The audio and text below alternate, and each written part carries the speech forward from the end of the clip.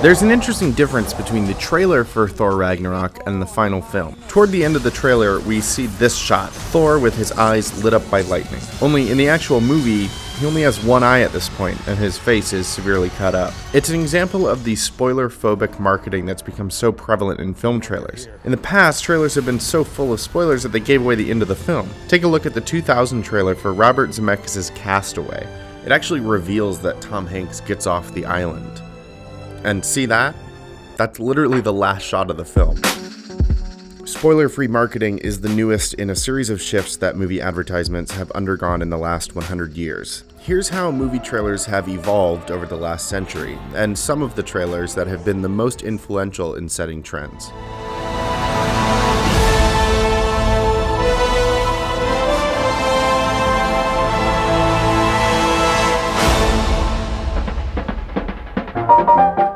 The first trailer appeared in 1913 when the advertising manager for Marcus Loew's Theaters showed a short promotional film for an upcoming Broadway show. The idea caught fire in the industry and studios began creating trailers for all their upcoming films. Trailers were originally shown after the feature, hence the name. But after shifting the timing around a bit, the medium became a hugely successful marketing tool.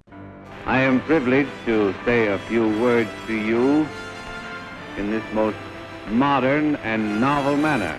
The introduction of sound changed the movie industry drastically, and trailers followed suit. With sound came the well-known movie trailer voiceover, first popularized by an advertising company called the National Screen Service, or the NSS. Casablanca, city of hope and despair, located in French Morocco in North Africa.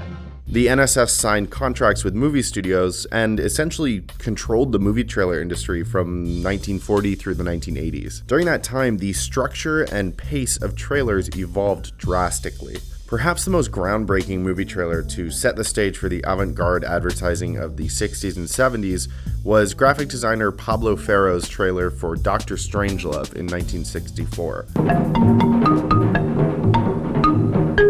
Attack! Russia. Ferro's influence can be seen in trailers from the psychedelic flashing lights of The Exorcist in 1973,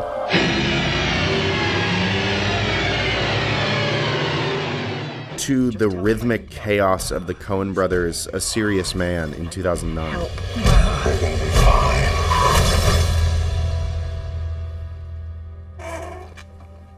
The deep, dramatic movie trailer voice became a staple of the medium in the 1980s, primarily thanks to legendary voice actor Don LaFontaine.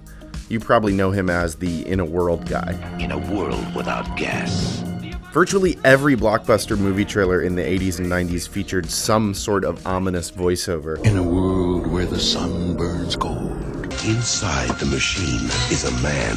Two of America's most dangerous criminals.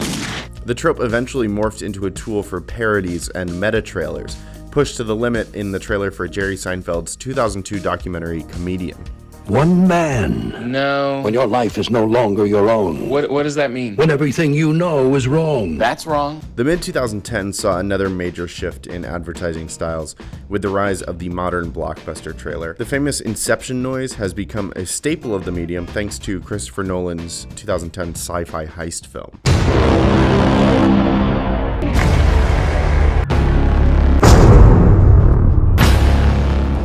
Even editing styles have developed dramatically in recent years. Staccato cutting or manipulating the speed of the film to match the music is one of the latest trends.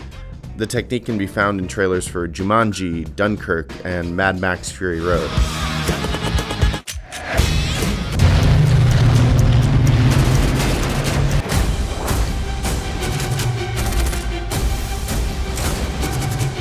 To see how much movie trailers have evolved, let's look at 3 trailers for movies adapted from the same novel, I Am Legend by Richard Matheson. The first is The Last Man on Earth from 1964, starring Vincent Price. The trailer uses the classic NSS format. A voiceover tells us the basic plot, and text on screen asks us if we can go on this terrifying adventure into unspeakable horror.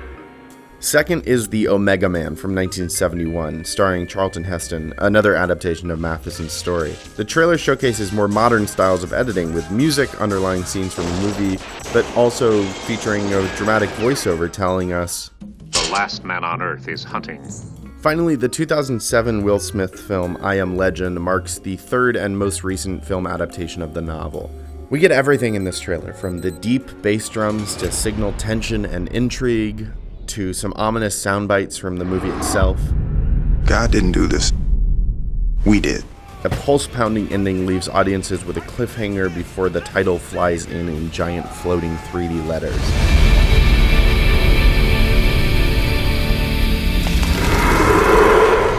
Movie trailers have come a long way, and they'll likely continue to evolve. Many audiences are now watching trailers online and on mobile devices, so movie studios may start creating shorter and more attention-grabbing trailers. And the rise of spoiler phobia could also encourage filmmakers to aim for more sparse, minimalistic trailers. However trailers evolve, we'll probably never hear these words again in an unironic context. In a world